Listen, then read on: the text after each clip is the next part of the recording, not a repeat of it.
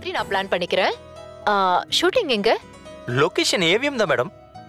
Okay, நான் வந்துடுறேன்.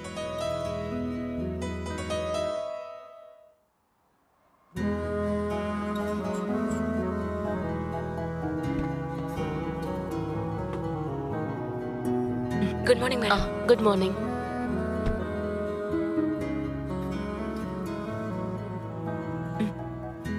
என்ன கார்த்திக், பக்கத்துல ஏதோ ஷூட்டிங் போல இருக்கு? தெரியல கயல். இருக்கே இப்போ. Hello madam. Good morning. வாங்க மேடம், ரெடி ஆயிடலாம். மேனேஜர் சார், இங்க பக்கத்துல என்ன ஷூட்டிங் போயிட்டு இருக்கு? அங்கேயா பிருத்திவி சாரோட ஷூட் போயிட்டு இருக்கு. அழகான ராட்சசி ஷூட் போயிட்டு இருக்கு. ஓ மேடம், கேரவன் அங்க இருக்கு, நீங்க ரெடி ஆயிடுங்க. ஹலோ சொல்லுங்க சார். நான் ஷூட்டிங்ல தான் இருக்கேன். கயல் ஒரு நிமிஷம். பிருத்வி சார் படம்னு அவர் சொன்னதும் உன் முகத்துல ஒரு மாற்றம் தெரியுதே. இதெல்லாம் மனசுல போட்டு உழப்பிக்காத.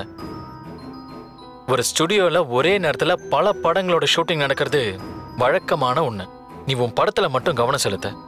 ஏற்கனவே சுரேந்தர் ஒரு மாதிரியா பிஹேவ் பண்ணிட்டு இருக்காரு. அது உனக்கு தெரியும். நான் என்ன சொல்ல வரேன்னு உனக்கு புரியும்னு நினைக்கிறேன் கயல். புரியுது கார்த்திக். சரி, போலாம்.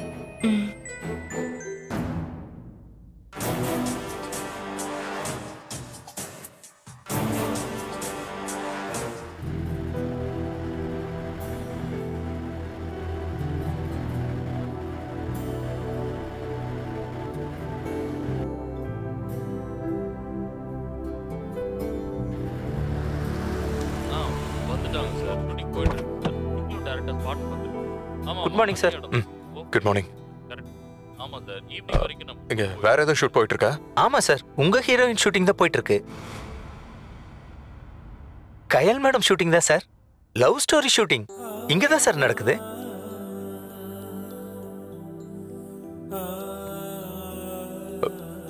சரி, நீங்க போங்க. Okay sir.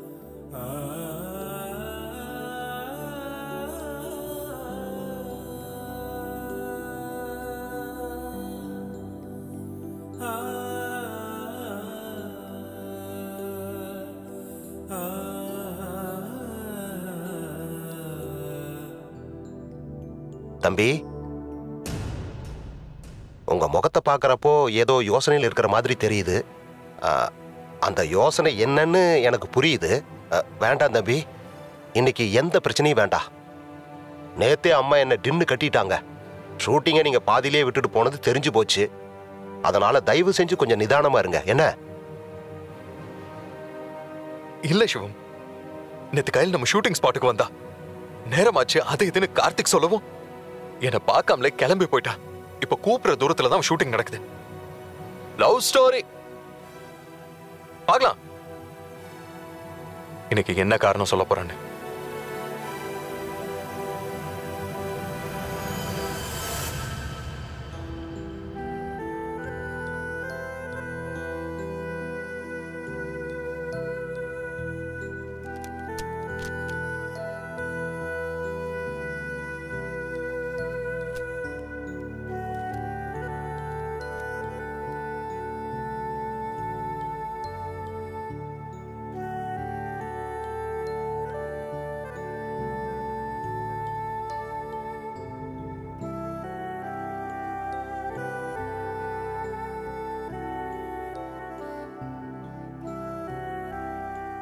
ஏன் கயல், ஸ்பாட்டுக்கு வந்ததுல இருந்து உன் முகமே சரியில்லையே.